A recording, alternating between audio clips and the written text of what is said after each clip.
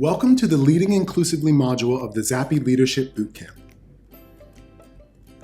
Here at the Anti-Racist Social Club, we take a two-pronged approach to helping your organization become more inclusive, diverse, equitable, and accessible, or what we like to call ideal.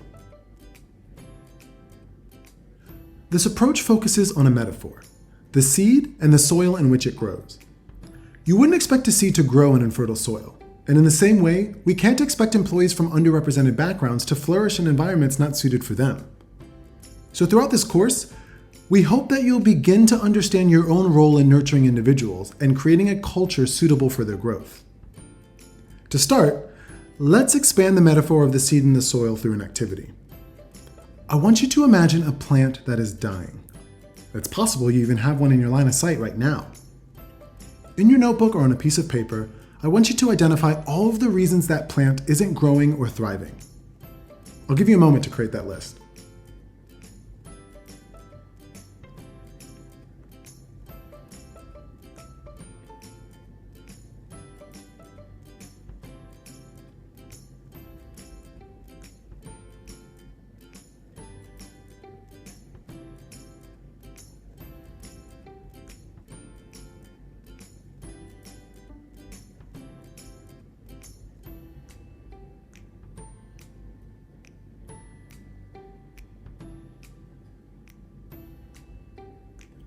Now I want you to take a look at your list. You might have said things like no access to sunlight, a lack of water, problems with the soil, poor temperature control, not getting the right nutrients in the air, or problems with insects. There are a myriad of reasons why a plant might not be growing or thriving. But did anyone write down the plant itself was the problem? Probably not, or it wasn't top of your list. And that's where I want us to center this conversation about diversity and inclusion. We need to focus on environmental factors to impact the barriers to diversity in your organization. Things like your culture, ways of working, and how the leaders in your organization engage their teams. You are the gardeners in which responsibility falls for inclusion, diversity, equity, and access. And we're here to help you find the right tools for your role and inspire cultural shift. But before we get into the weeds, yes, we will exhaust this metaphor with puns, so be prepared. I want us to first align on why this all matters. For some, this is obvious. It's the right thing to do. But for others, there might be a disconnect between idea and business. So let's bridge that gap to understand why diversity is a business priority. Let's look at some of the stats. From PwC, we learned that the majority of women and men will research a company's diversity and inclusion policies and leadership teams before accepting an employment offer. Cloverpop tells us that teams that are geographically, gender, and age diverse make better business decisions 87% of the time. Michael P. Crone of Diversity Marketing and Culture Awareness tells us that if your customers are different than you and they feel unrecognized, you'll begin to lose them. A report from Deloitte shares, when employees think their organization is committed to and supportive of diversity, and they feel included, employees report better business performance in terms of ability to innovate, responsiveness to changing customer needs, and team collaboration. The Harvard Business Review shares, teams that are cognitively diverse solve problems faster than teams that are cognitively similar. And from McKinsey & Company, we learn that companies in the top quartile for gender or racial and ethnic diversity are more likely to have financial returns above their national industry medians. It's clear from the research that diversity is key for the success of a business organization. So why is it difficult to implement cultural change and create a diverse workforce?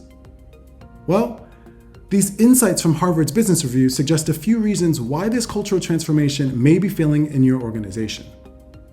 Do any of these look familiar to you?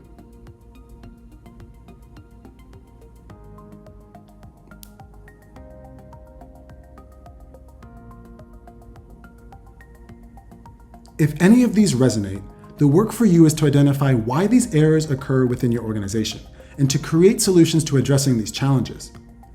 Feel free to pause this video for a moment and jot down some thoughts specific to your teams that you can later share in the discussion forum. We'll return to these errors and brainstorm how to mitigate them later in our live workshop. Hopefully by now, you understand why it's so important that you as a leader are supported in transforming the culture in your organization to be more inclusive, diverse, equitable, and accessible. And whether we say diversity and inclusion, D&I, DE&I, IDEA, we're talking about the same thing. Creating an environment where everyone can be their full selves, where everyone experiences psychological safety and feels they belong. So don't worry for now if some of this terminology surrounding IDEA is new to you or you don't understand it, because we'll review it in more depth as we go. Earlier in this video, we talked about giving you the right tools as the cultural gardener in your organization. We also confessed abusive puns in the plant metaphor, but we make no apologies for that. And now you're ready for those gardening tools, and we love a good framework, so we've designed one just for you. Our ideal leadership framework will be a helpful guide for you to understand how you can become, well, a more ideal leader in your organization, one who keeps psychological safety and belonging at the heart of all they do. As we mentioned, this framework is a guide. There will always be aspects of your leadership experience that may not fit perfectly within it. But this framework was uniquely designed as a comprehensive approach to creating more inclusive leaders, so we hope you find it helpful. And as much as we love puns, we also love alliteration. So to help you remember the ideal leadership framework, you only have to remember these 3 A's: awareness, authentic connection, and allyship. The 3 elements of this framework will form the building blocks of your learning experience, so it's important we take the time to explain more about them before we continue. First, let's take a closer look at each one individually and outline what you'll need to unlock in your own experience to acquire the necessary skills. Then, we'll look at all 3 and how they work together.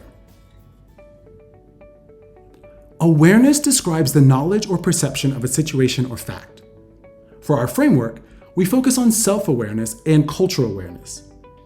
Being a more inclusive leader starts with understanding yourself better. If you can't articulate your own point of view or identify your biases, how can you be open to new perspectives and create an environment where diversity of perspective is embraced? And when it comes to creating that environment, it's important to have an awareness of other cultures, be they ethnic, gender, or sexuality-based, or based on other identity categories.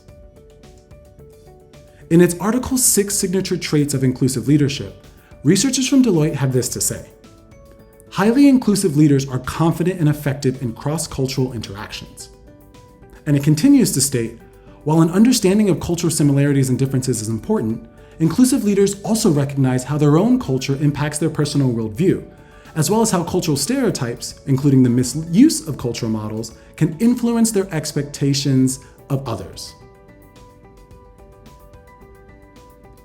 To unlock this element, you'll have to identify how your personal experiences and traumas impact your ability to lead inclusively and work to mitigate your biases. Once you're aware of key development areas in your leadership journey, as well as the need for cross-cultural understanding, you'll then be able and ready to embrace authentic connection. We might know what these words mean separately. Authenticity means being genuine and honest in interactions. And connection describes the act of bringing things or people together. Combined, authentic connection describes a way of engaging your teams and individuals in inclusive ways that create psychological safety and instill trust in your relationships. Within this element, we'll learn how to give inclusive feedback, create safety for employees to be their full selves, hold space for difficult conversations, and treat people how they want to be treated. To unlock authentic connection, you'll have to understand more about social interactions, emotional intelligence, and how to show, rather than tell, people they can trust you. Finally, once you've gained awareness and can use that awareness to create deeper connections and engage teams in inclusive ways, we can understand how to be a better ally. Allyship means holding yourself and others accountable and staying committed to inclusion, diversity, equity, and access, regardless of the personal challenges you may face. It involves taking the burden off of those suffering and shouldering the weight of their challenge.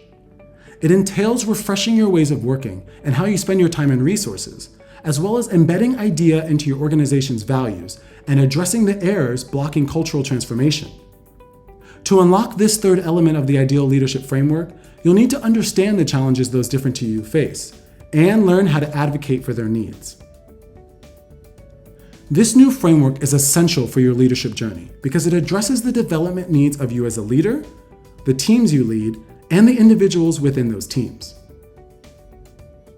Being more self-aware is an invaluable skill that directly impacts your professional growth as a leader, but also the experience of individuals on your team. Authentically connecting your teams not only helps them perform better, which in turn reflects positively on your leadership skills, but it also gives individuals on those teams a greater sense of purpose within your organization and can increase retention levels. And being a better ally supports the individuals you lead by maintaining psychological safety, but also makes you a better leader by making you more culturally aware as you grow. Once you've unlocked each of the 3 elements in your own work, you'll start to see how they feed into each other, creating a virtuous cycle of continuous learning, unlearning, and growth. The more cultural awareness you bring to your role, the more you can create authentic connections and be a strong ally. The deeper and more authentic your connections are, the more you'll learn about the lived experiences of those different to you, making you more culturally aware and a better ally. And the better an ally you are, the deeper and more meaningful your connections and engagements become because people know they can trust you based on your actions and cultural awareness. Throughout the rest of this course and in our live session, you'll learn the skills required to unlock each element of our ideal leadership framework. But before we dive into each element, we need to set the foundations for your learning by introducing you to a few key concepts you may or may not already be familiar with. In the sections to come, we'll talk through common terminology surrounding IDEA, as well as discuss the impact of microaggressions and bias in your organization. So let's get started and kick off this bootcamp.